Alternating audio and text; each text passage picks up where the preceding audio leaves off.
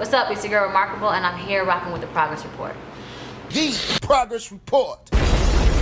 All right, what's going on? It's your girl Lala Shepherd. This is the Progress Report. Boss Brit the most lit. What's up? It's your girl DJ Excel. We got our next guest in the building. Go ahead and introduce yourself. What's up, y'all? It's your girl Reemarkable, and I'm here with the Progress Report. What's poppin'? Thank y'all for having me. The orange, you got the fall orange. Yes. The Lion Queen, right? The Lion Queen. Thank you, Okay. thank you. The Lion Queen. orange. Thank you. Seeing there were all kind of animals, kissing the elephant and all kind of shit. I was kissing the elephant. I was. So why are you called the Lion Queen? Let's start. I just love lions. Just what lions represent. They represent power, unity. It's just way deeper than just their beauty. Facts. And then it's something that, as I feel as though God put us on this earth to govern the planet, and We part of our fucking we fucking it this up. shit up. Part of our job is to take care of them, and we don't got enough people voicing for the animals. So That's true. that's something that I do on the regular. One what's last up. question about Lion That's King. what's up. Did you like the new Lion King? I did. I didn't like. Still ain't seen You didn't see Yeah, it? Lala, come on, y'all. neither. Come on, y'all.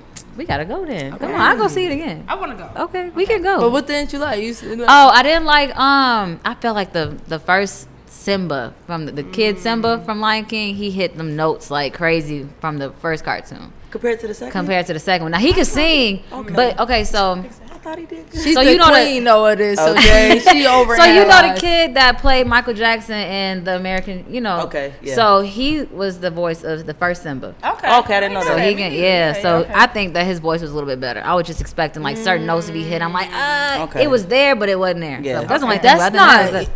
easy neither. Nah. That's You know, so. easy Especially notes. being a kid, Right. like Yeah, that's hard especially being a being a kid. kid. Yeah, so shout out to both of them. But tell them what you do, because we just introduced you as the Lion Lion Queen. Queen. I know, right? Then you sound like, and then you got Hunter. Then you got the army petite, the Then I got the camel. hunter. Yeah, I'm confused with All both. right, let them know what you do.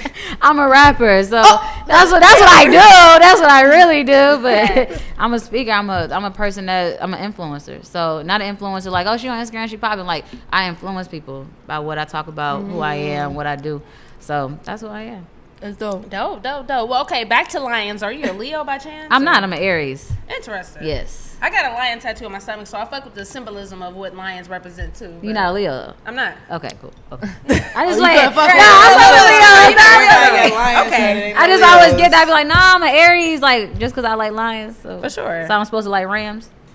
That's what I'm supposed to. I'm supposed to like. That's what an Aries is? Yeah, they are Ram. Oh. What about Take life by Cancer? the Like, horns. what the fuck am I Crabs. set up to like? Right. Cancer. Crabs. Hey.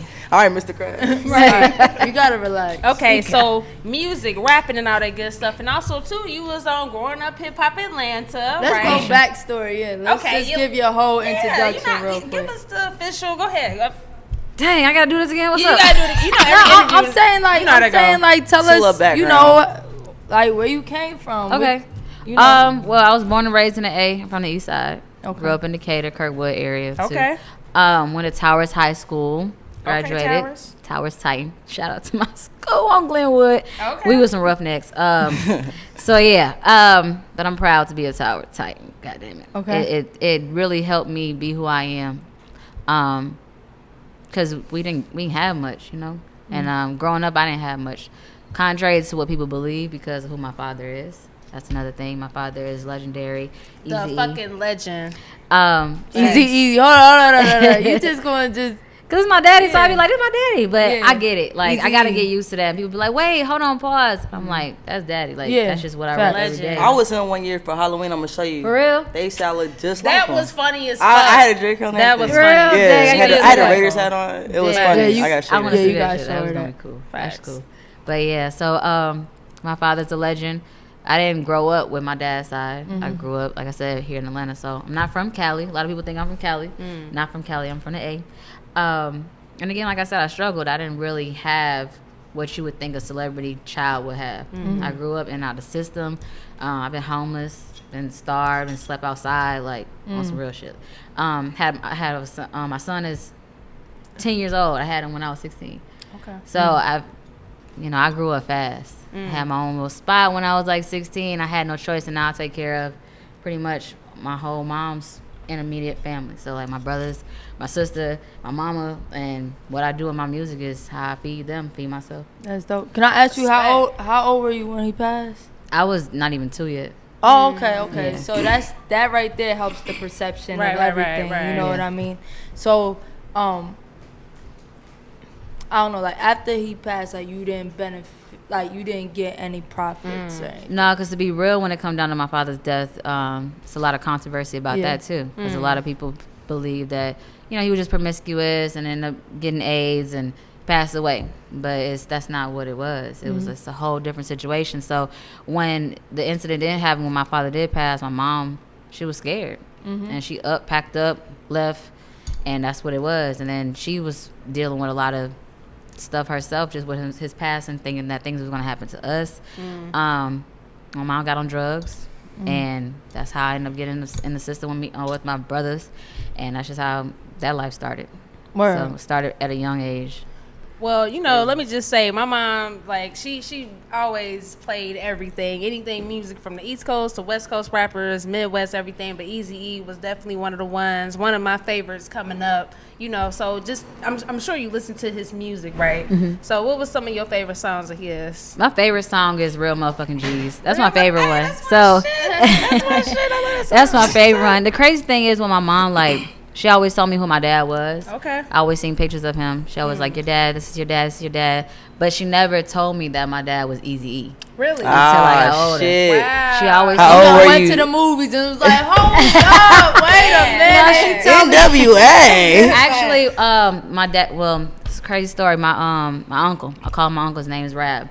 For my whole life until I was maybe 13, 14, I thought that was my mama played brother. Because how he came around, he was always with my mom.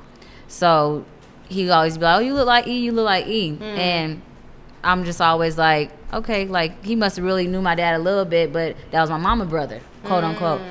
When I got older, he ended up telling me I was actually your dad's best friend. So he was a mentee of my dad's and was on the road, moving work with my dad. And he just always kept me in his corner all the time. So they never really was like, oh, your dad was Eazy-E, he did this. They was always like, your dad Eric was this type of man. He did these type of things. Yeah, because family and friends are going to talk to him as a person, not as a celebrity. Exactly. Yeah. So that's how I grew up. And then when, I don't know what happened. I think he was like, look, you too much like your dad. And he was like, let me tell you what he really was about as I got older. And that's then, what's up. So what did he tell you, as far as some stuff that resonated with you that we might not know, that you guys kind of have the same characteristic? So he's goofy. He's a prankster. He's crazy. He's all about having a good time. That gangster shit, that was what he was about as far as that something had to be handled. But when it came down to who he was to the people, he was a helper. Anytime he seen somebody in need, literally he could be in a grocery store and if somebody was at the checkout line and didn't have the money, he paying for it. And not oh no, man, I got you. It's okay, cool, don't say nothing, just let me go ahead and take care of you and we good. So that's just the type of man that he was. And people really don't talk about that. They just talk about him being a gangster rapper, but he was way much more. Real motherfucking G. They be saying though, when you a real gangster, you don't gotta act like one. Yeah, you ain't gotta act. You know what I'm saying? Be yourself. How'd that make you feel though, finding out who he really was? It was cool, but then it was why am I here then? Why I'm not? That's what I started having issues with my mom. Is I knew my father was, he was gone. So when I was little, I knew that he wasn't on this earth anymore. But I didn't know that she knew others, or he know Dr. Dre. That was my first thing. Where Dr. Dre at? Where Dr. Dre at? So I'm man, we struggling. I literally me and my mama and my brothers, we was eviction to eviction, house to house. When the sheriffs come knocking on the door, we got our shit in plastic bags because we supposed to be getting out. So it's thinking about them, well, mommy, why you didn't ask for nothing, or why we like this if that's the situation. So I was kind of upset with her because I felt like she didn't handle what she had to handle. But then as I got older, she was just trying to protect me because once I started knowing and once others started knowing, then it became a lot of trolling, a lot of hate. Before Instagram, it was trolling. I was getting a lot of comments. I bet. Yeah, just about anything. I bet. Yeah, it get real, especially when people think they know your situation. So people love something. Yeah, because I don't want to make this all about Eazy. Of course not. But do you think genetically the rap is in you? the music is in you? To be real, my daddy was a hustler, so I don't look at him as like, oh my god, he's my favorite rapper. Because he really wasn't. If y'all watch the movie, really a rapper. They didn't even know how to rap. Yeah, he didn't care about doing though. it, but he was That's all true. about shit. If it makes sense, if it make money, it makes sense, and that's just what he was. So he gonna do it if it makes sense and it's gonna be beneficial to his family. So I mean, rapping when he loved music, because in my grandma's house, like we got pianos and all that stuff. Like he loved music, but it wasn't like I want to be that rapper. He was more like, let me have a label, let me put the money behind. Right. But he just had that charisma, and it just worked. So I can't say like the hustle's in him, because I hustled. Like I can't talk, but I didn't hustle. So it's like that's in me. But when it come down to music was something different for me than what it was for him. He's seen it as a way to make money. Music was an escape for me because of all the stuff that I was going through. It was like that's what made me stay focused and like want to be on this earth still. Because I was, man, I'm telling you, like I done had so many times as a little girl, like why is all this going on for me? Because it wasn't just being homeless. If you watch Lifetime, it's every Lifetime story is what I done been through. So it was just an escape. So music is a little different, but I mean we have a lot of similarities when it come down to how we look. My grandma just be like, my demeanor is just like him, which is crazy because I wasn't raised by him. No, I think that's inherited because it really be like that. Yeah. When did you get into music, by the way? As far as like a recorded artist myself was like, I started when I was like 18, 19. Okay. But music itself, like I started out in the church. My great grandma made me sing in front of everybody when I was like 4 years old. Get up there and sing the song we practiced at home. So that's how that went. And I was just in a choir, did chorus, musical theater, all that stuff. Okay. So yeah, it's just been my whole life really. I just always been interested in music. I played the drums, played the violin, played the piano. I always wanted to learn how to I was play surprised the you went drums. like, do. You know, a lot I of know. I just was knew she was thinking gonna about like, it, but I always wanted to learn how to play the drums. That's what's up. Yeah, I played the snare drum. So, talking about like the struggles you've been through, like what got you to where you are now, and you know, like focused on what you're doing and out of the, you know. Yeah, I would say my son, to be real. When I had him, I was like, I can't do, and no shade to my mama because I love my mama and she in my house right now, and she holding it down for me right now. But it's like I couldn't be what my mom was. Of course. And I wanted to be better. And my dad has a lot of kids, and not to say nothing in disrespect to my father either, but I want to be that parent that was hands-on, always with my child, had the best for my child, and he just motivated me. I was young. Like I said, I was 16 when I had him, and I'm like, everybody doubted me. They felt like that I ain't going to make it. I graduated top of my class with a newborn. And, you know, I just like, I got to grind, and I got to make sure that I level up every year, and that's just how it's been. So each year, I haven't been set back to the point where I'm looking at the year like, damn, I fell back. Like I may hit some little bumps and stuff, but I progress each year. Hey, we all progress. Keyword. Are you close with your siblings by chance? Or? Some of them. It's 11 of us on my daddy's side. Then I got 4 from my mama's side. So the ones on my mama's side, of course, I'm super close. Right. But I do have siblings on my dad's side that I talk to on a regular basis. Some of them I don't. But again, that's just because we didn't kind of was raised together. True, I get and it. It's just different for them. I mean, when it come down to me, I'm just all about family. Like, of course, me too. At the end of the day, we eat together, we family after that. So I treat everybody the same way. But I guess, you know, growing up in Cali, they have a different lifestyle. They don't look at it like that. They West look Coast at people a little different. They are different. They are different for sure. It's a little different. Yeah. And I mean, when your dad is a legendary artist and somebody coming in, because I wasn't raised with them, I didn't hit them up or know about them or like reach out to them till I was of age to legally reach out to them. So, you know, they probably was looking at like, what she want? Right. You know what I'm saying? But to be real, none of us even got anything. Like that Straight Outta Compton movie, nobody got paid from that. Damn. Like, So what you think about that movie? Like, we're like even just Good even hearing that it's coming out. Like, of course you going. Yeah, it was dope. Like, I was excited. Actually, the actor that played my dad, Jason Mitchell, he reached out to all the kids. Like he did his research and he killed wanted. it. Yeah, He killed it. He didn't look nothing like my dad, but he didn't. acted like he killed that represented him so well. He did a really good job, but he did his research. I think he had the hardest role because everybody else was living, and you can go around them, talk to them, try to mimic how they are, but he didn't have that opportunity. He had to watch videos, he had to ask us questions. Like he'll literally call in the middle of the night, you know what he like to eat? And I had to ask my mommy, what did she used to tell me? What do you like to eat? That's dope. TGIF rice. Okay, so I had to tell him. So he had to, he had to try to live, like really study him to be him. So I think the movie was really good. Of course, they didn't really give all the true facts, but it's Hollywood. You got to make the movie how the movie got. Did you learn anything about it? My bad. You said, did I learn anything? Through the movie? New? Nah, pretty much everything that was on there I already had information on. So what wasn't true? The way that he passed, the timelines, the money situations, like them folks was coming after his money. He wasn't broke. When he passed away, when people pass away and they're rich, people come to the courts and say, oh, he owed me this, he owed me that. Like my stepmama, Tamika, she was in the courts back to back every single day, pregnant and all, and making sure that they wasn't taking all my dad's money. But he didn't die broke. Okay, let's make that clear. So talk about growing up hip hop Atlanta. I watched that show. I did. Well, the thing is, like, I'm actually behind a couple of episodes, but I do like growing up hip hop Atlanta. I thought you was a great addition to the show, and I thought it was very interesting just to that you were on the Atlanta part or the Atlanta show as opposed to the LA. You know what I mean? So talk about just getting linked in with that, and Well, let me ask you a question. What you thought about me from what you've seen? Don't lie. Do not lie, because I need this.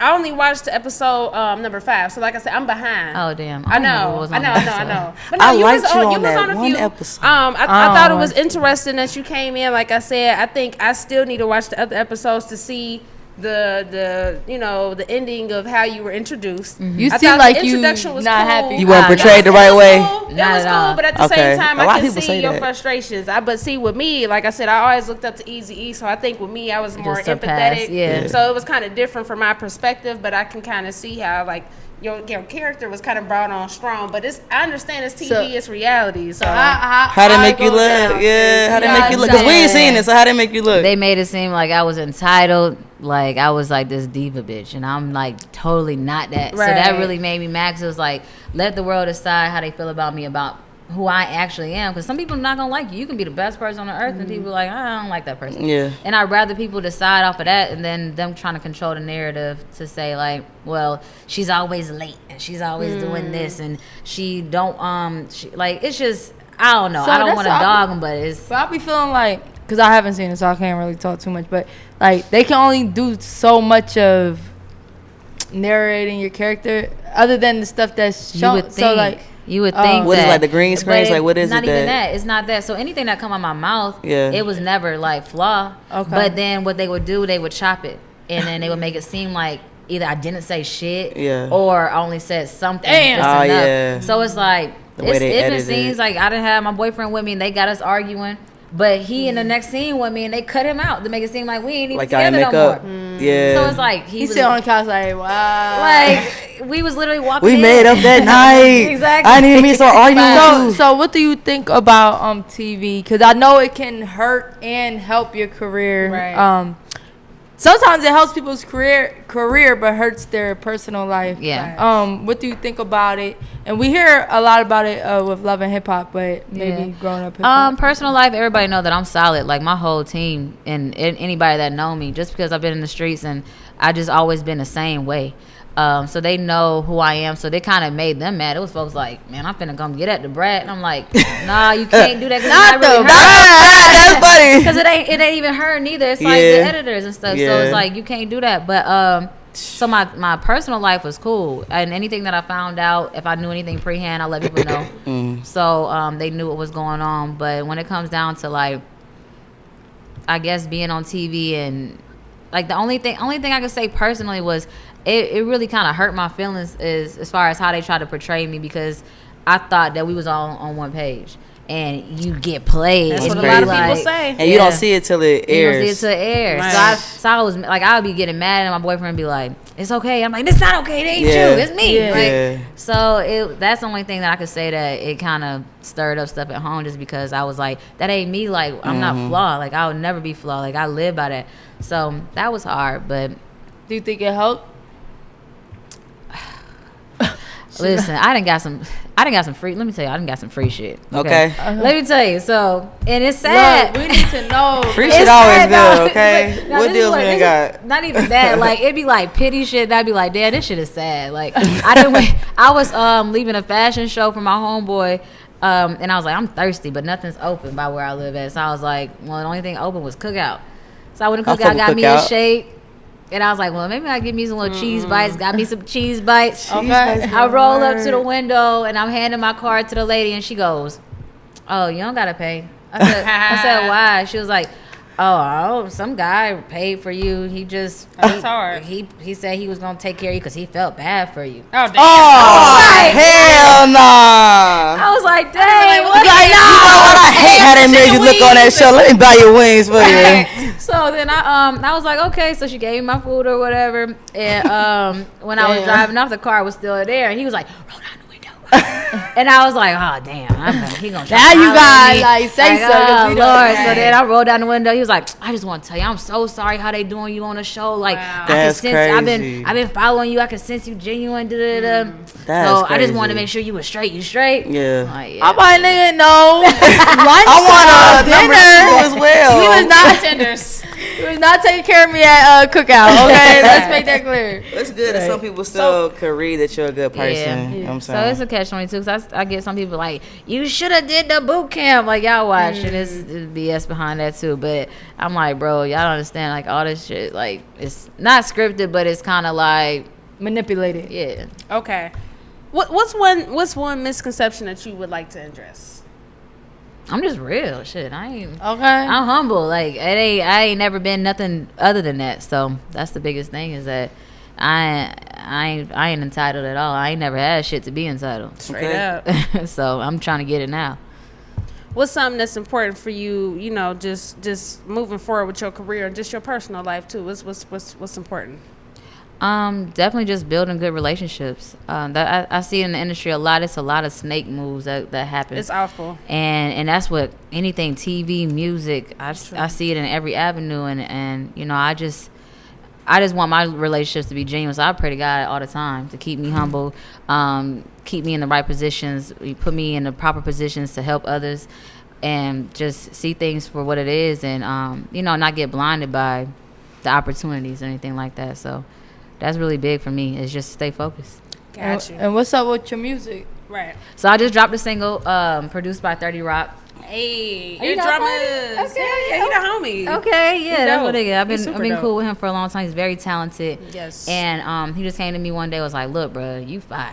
We got to do a tape. That's Yeah. what's up. ATL shit. Some ATL shit like a motherfucker. Right, so he was like, we got to do something. So we just got in the studio locked in, and then he introduced me to London J.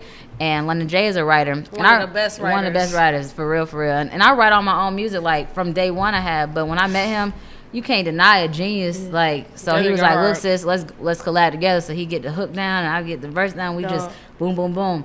And he's amazing. That nigga hard. Yeah, he's crazy. He's mental though. He from Cleveland Ave, so he kind of throw it off. You gotta be a little throwed off. Yeah, you For need that. To hit that peak, you gotta Yeah, you gotta be a little crazy. thrown off, but he's very talented as well. So right now I'm promoting that single Ape Shit. Okay. But I'm just gonna start dropping music. Just It's time for Boom, that. I boom. think you should. Yeah. I think it's time for that. And then you're doing media and interviews. You know what I mean? It's time for all that. So definitely just keep working on building your personal brand, you know. But one final question. We want to ask you, what does the word progress mean to you? We talk about growth, getting better, progression, all that good shit. So what does it mean to you? like I said, each year, like I just get better and better, and I think it's with God too. Like my relationship with God has just continued to grow, and I just been progressing that way with Him. And I think that with me progressing with God, it's just I've been hitting every mark that I want to hit. Like anything that I put my mind to, is I get it done. So I mean, it's important. Progression is part of consistency, and that's how you make it. You're right. Yeah. Dope, man. Shit, it's been great. We Yeah, appreciate thank your energy. Thank and all that good you. stuff. Yes. Let the people know where they can find you on social media. All right, cool. Where the camera at? We right there? Everywhere. Everywhere.